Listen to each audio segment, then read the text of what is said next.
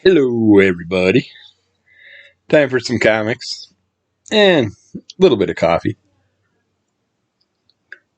Actually, there's only one sip left, so I'm going to finish it off now. Forget about it and get it ice cold.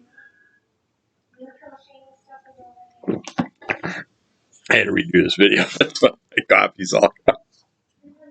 So much for doing a comics and coffee episode. But we got a fun stack of comics. We're starting out with Army of Darkness Forever. This is Ashley's last turn at this round. And it starts out with Ash and his little Necronomicon baby buddy. This is done by Tony Fleecs, of course, which I got.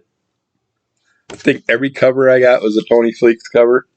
I just love how the colorization. He just has that perfect colorization.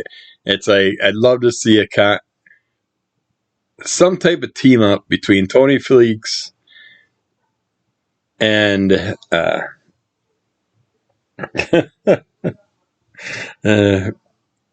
Friesen, just because they had that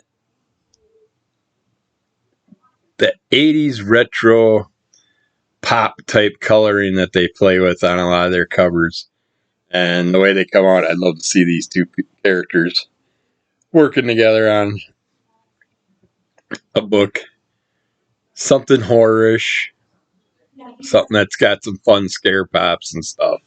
But yeah, I just love both of their artwork.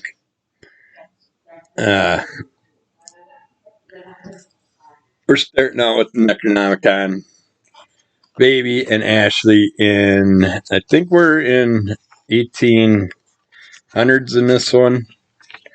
Oh, no, we start out in the future in 2093. And then they just jump back and forth through the timelines. You get to see them killing off the Deadites. In 2093, of course, the Deadites are robots. But yet they still have, it looks like, soft enough bodies and organs that Ash can get them pretty easily with the chainsaw. Even though you would think if they're cybernetic type creatures that they'd have specialty armor for bodies, but you can get through them pretty simply. And we see the other Necronomicons helping them out. We got the one that likes to eat everything, the one that when Ashley went to grab it, ate his hand, and then started attacking him, biting him all over the place, flopping around. But he's wandering around, I think, with 3 of the Necronomicons, the baby, and 2 of the books at the moment. But they just keep jumping the timelines between 1993 and 2000. Well, no, it would have been started out in the 80s and then jumped to the 2090s.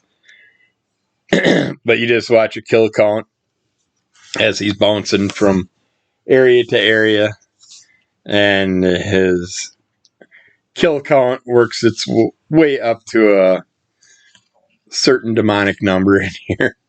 But it's kind of a ending without an end, because yeah, he's taking out a ton of Deadites. He's wiping the slate clean of every type of time traveled world dimension that he goes to, and gets him back to the beginning. You see him deal with one of the wizard forms, the medieval wizard, but which one's the main one? I don't know. And because the story had us with the basic wizard, the digital wizard, there's just a variety of different ones, and each one had their hands on some sort of Necronomicons, because each time dimension had its own set of 3 Necronomicons, so they're trying to put them together, and you can imagine what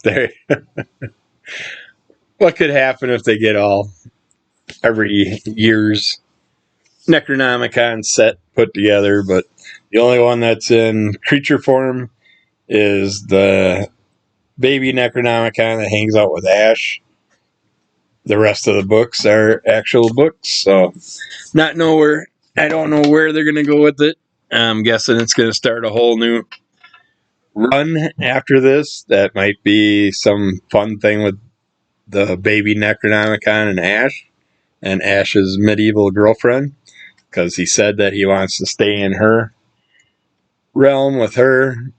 He's done time hopping and going all over the place, trying to get back home, because every time he comes back home to the date of the original Evil Dead and stuff, and he's at S Smart, yeah, always got deadites that come back through and end up causing all kinds of issues for him. So I haven't heard nothing yet about what the next run will be, but I'm sure we'll see something, I'm guessing, right after the holidays and the new year.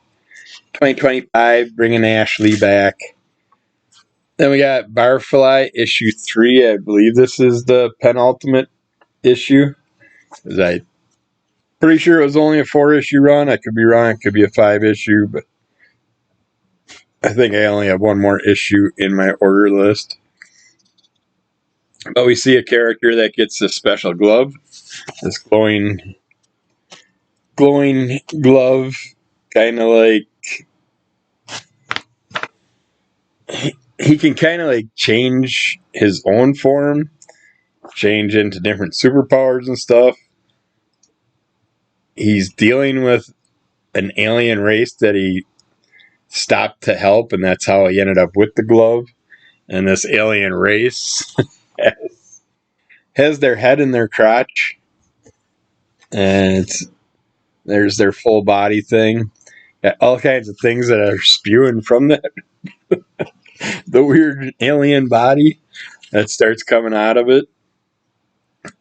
And at the same time, while all this is going on, we got our wingless Barfly character that's still jamming out with his friends, getting the band together. They basically just got the two characters working on the band. They end up deciding to bring in the girl that they work with as a singer, and she's not a good singer. But they play punk rock, so that's easy enough to fix, because you don't really have to be a singer to scream their stuff out and just get your point across. So eventually she works out a little better for the band. And then they also bring in a new bassist, and they get their band together finally, a 4-member band. And once they do, the entomologist appears and makes our Barfly character go back and help him out with some more stuff. Ends up being a bunch of meaningless stuff that he's having him do, and he's of course still treating our Barfly character like crap. Why he doesn't just like do something to the entomologist, get away from the entomologist. And it's kind of hard, because the entomologist can hunt him down easy enough, because he doesn't have much in his life as far as money or plans or any means to get anywhere else. So he's kind of stuck where he is. So he's easy to find, and especially when you got all the entomologist being able to control all the insects around. So insects all over could just hunt him down and find out where he is. The ants and the flies and all the bugs can do the entomologist bidding stuff. But it's a fun side story for that Minor Threats run, but I have yet to read the Minor Threats, so I don't know nothing about that. And I didn't get on the newest side story, because it's more of a mafia side story, so it didn't really pull me in. But now that I'm seeing the later issues, it is actually looking like it was pretty fun. But now we got Creepshow Volume 2, right? Or no, Volume 3? We're already on the third volume? Okay. Volume 3, Issue 2, and we start out with a sleepover. It's called The Last Sleepover. This is done by Eugenio Mira, Jorge Fornes and Jordi Belair and Pat Brazeau. I start out with our Crypt Creeper style character, giving us the little introduction to the stories. I like that they do it. Each story gets its own introduction, which is nice. It just leads right into it, where we get a mother and son going over to a sleepover. She's going to drop her son off. It's raining out. He's the mummy. And a couple of his friends are there already, but two of them have not arrived yet. And eventually, a couple kids show up, and they just happen to think that those are the two that are supposed to be at the party, and they're not taking their masks and makeup off. So the kids are like, come on, just time to kick back, relax, enjoy the sleepover. But other things happen. Lots of twists and turns, as you can imagine, with the standard Creepshow format. Short horror story format. It's too easy to give the stuff away, so I don't want to give you too much of it. But yeah, it's like some uninvited guests show up at a party, and the party's a sleepover with a variety of kids. It's Halloween, so you're gonna have the fun twists that go with it. Then the second story is Trigger Warning by John Ridley, Stefano Raphael, Romolo Fajardo Jr., and Pat Brazeau. Pat did all the lettering in this. And in this story, we get a character that picks on his buddy, tells him about this haunted story about this abandoned house, and calls him chicken enough times to get him to go spend the night by himself in the haunted house. And the next morning, the cops contact him. They find his backpack and stuff in the house and blood all over, but no sign of the person. And there's all kinds of things written in blood on the walls that say, now I know, now I know, now I know. And so they're like, well, what do you know? What's going on? What happened? And then the second night, the one that talked his buddy into going to the house goes to spend the night in the house to see what happened to his buddy. Something happens to him. He disappears, blood all over the place, and cops show up. They talk to the girl, and things keep happening. Things keep going on, and you can imagine that as it being a Creepshow story, usually nothing good comes of it, of these stories. So you can imagine what's going on, and I enjoyed those. Those are two decent stories. As always, Creepshow does a good job with it, whereas you're only getting 2 stories per issue. And then a different example is EC Comics. Have been bringing back all the old style EC Comics horror compilations. And one is Epitaphs from the Abyss. This is a 12-issue run. I wish they would have done the Cruel Universe one as the 12-issue run, because that's only like a 5-issue run or something like that. But this one has 3 stories in it, and these 3 stories don't hold up even close to the 2 Creepshow ones. But we get Dead from Exposure by Jay Steffens, which I love all his work. I wish that this one would have been more cartoony, like a Jay Steffens style book. And then we got David Lapham and Nick Filardi worked on this one. And you get your introduction horror host in this also, but they give you a layout of all the different stories on the first page instead of having them coming back for each story. But in this first story, our characters are dealing with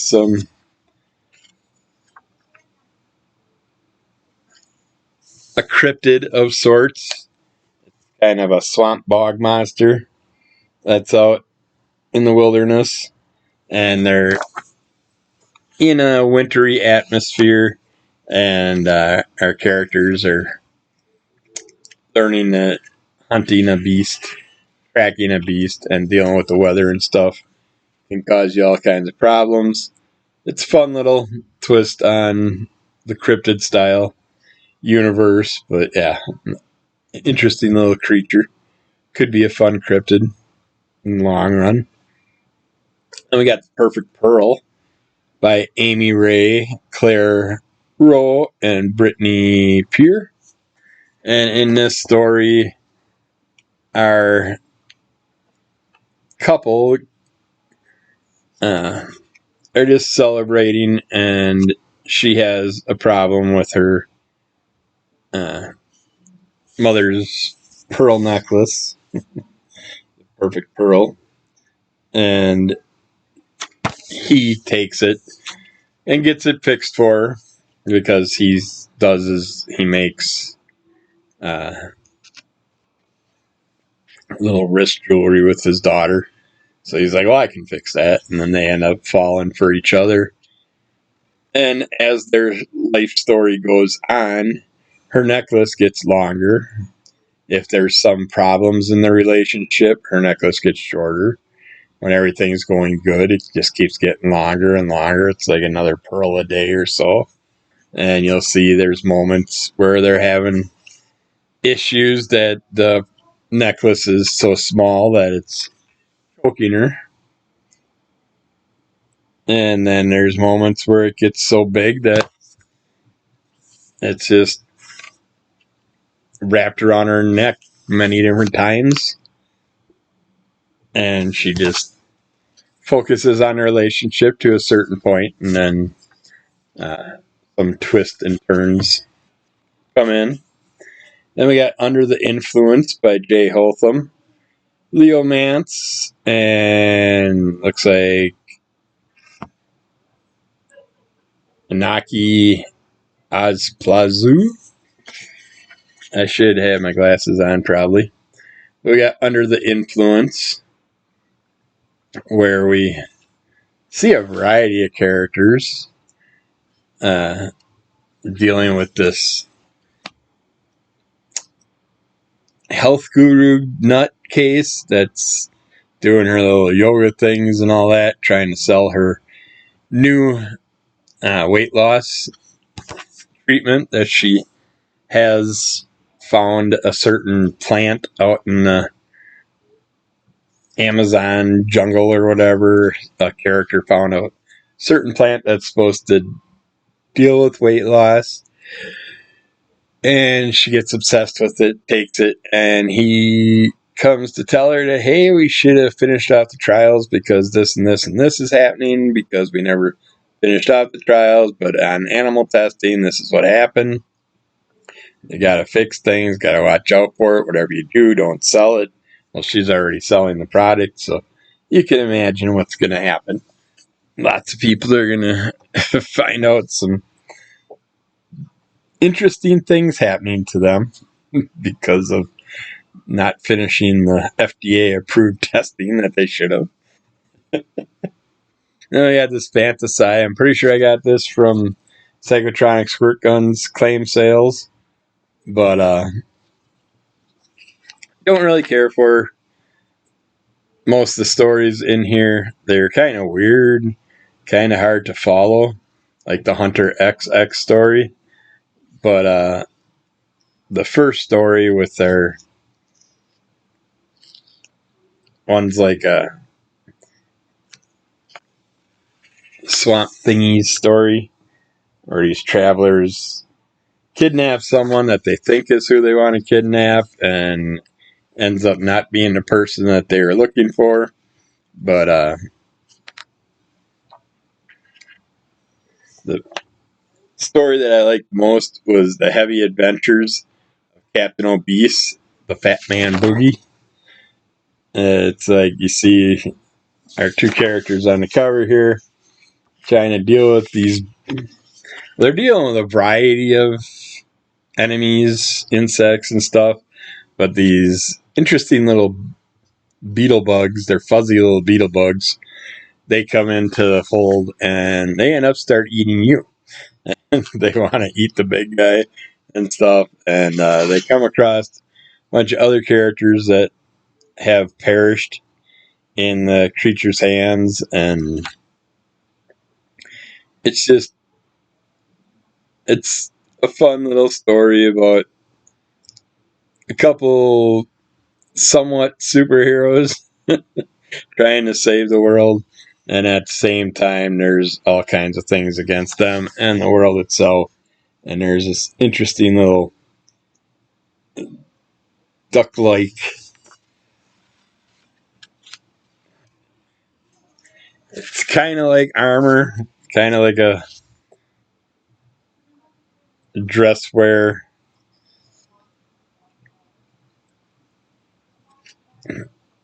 like an armor. I can't. I like a knight in shining armor type outfit, but it ends up leading our characters into these lizard uh, warriors that are basically eating just they're out to take over the world and devour whatever. But yeah, you got all kinds of drool. What's the one? Horde of drool slashers is one of the characters that they have to deal with. But yeah, we find people that are imprisoned that are at an encampment that our characters come to that are just humans waiting to be eaten by the lizard people and stuff. But yeah, that story was fun, but this other one was just kind of a strange space adventure that I didn't really get what it was about. I mean, it obviously is an ongoing story that I haven't seen any of the other stuff, whereas the explosive menace of the roly-poly grenade beetles with our two superhero characters. That one wasn't bad, but it's funny how he gets all excited because all the beetles start climbing on him and they're all fuzzy. So he's like all happy, but that's the problem with these beetles. The happier you get, the more happy they start to get. And once they get super happy, they explode. So you can imagine what's going on when he's all enjoying their company and having fun with the little fuzzy beetles. But yeah, that was a good one.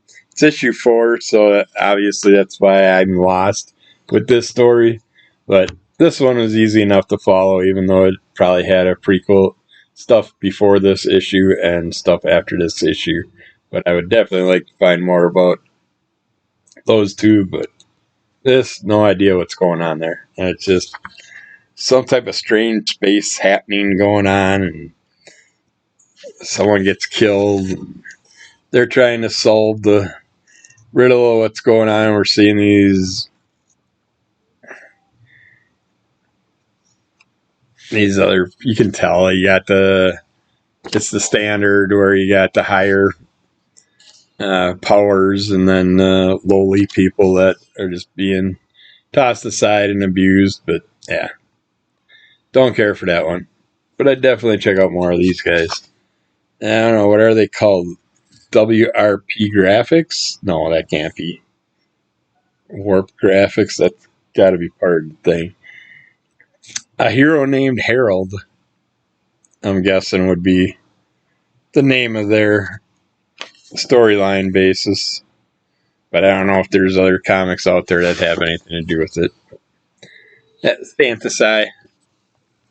That's a 50-50. Don't know if I'm going to keep it or not. We'll see. Then we got Hello Darkness with another wonderful Jenny Friesen cover. In the latest catalog, the Jenny Friesen cover for issue 7 of Hello Darkness happens to be an explicit cover in a poly bag, that so you can't see the image until we get the comic. But I don't care because Jenny freezing, so I'll definitely be getting the polybagged one. This is issue 4. And we start out with Dying for Quiet. And this one's done by Sean Patrick Boyd, Elijah Henry, Jason Wordy, Taylor Esposito. And in this story, we got someone that just wants a break from life. So she finds this thing about this Bliss retreat, decides to go up to Bliss Mountain and join in on this retreat. Kind of does it in the middle of her job. She's talking to her boss. Her boss is telling her to get coffee. She goes, gets a whole stack of coffees, helps a little lady get herself into her apartment. And while she's doing that, coffees go everywhere. She has stuff with a traffic cop she's dealing with and all that. And she just loses it. Says, screw it, I'm out of here. I see this little Bliss retreat to ease your mind from all your troubles. And so she goes up there, and you can just imagine something goes wrong at the retreat. Some things are against her, and she has to deal with them. But these were all really well done. Hello Darkness, I would say, has been a pretty hearty run so far. And with it being 12 issues, I was considering jumping off it, but because of the Jenny Friesen covers, I figured, screw it, I'm going to get all 12 Jenny Friesen covers. As long as the storylines hold up, and they've all been holding up really well. We got In Bloom by Michael W. Conrad, John J. Pearson, Lolo Bonato, and Pat Brosseau. And this is kind of a story about fungus. Kind of a body snatchers, invasion of the body snatchers type feel to it, but a fungus is in the world, and people eventually either have the fungus grow out of their body and they turn into whatever. I mean, there's people that are like tree humans, and I got some weird clay looking humans, and just some you really don't see much change at all. I mean, some basic changes. This one character walks around with basically just his head wrapped up. But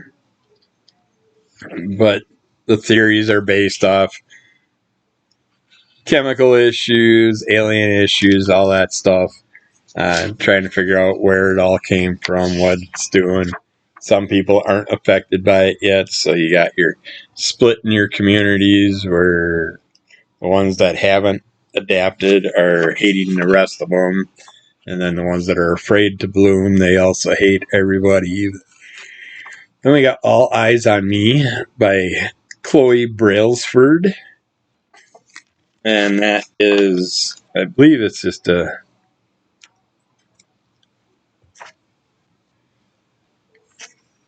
this one's kind of a S&M kind of get your S&M style things going on. Crossed over, I don't want to give it away, but because it's going to ruin certain things. But crossed over kind of with Cthulhu. It's kind of like the twist between Cthulhu controlling and S&M Madame. She does things to her clients to benefit her octopus friend. I suppose I could show. I'll just cover up some stuff. There's her big octopus character hanging out with her. But yeah, she does things to benefit him along the way, or her. Don't really know in the long run. But then we get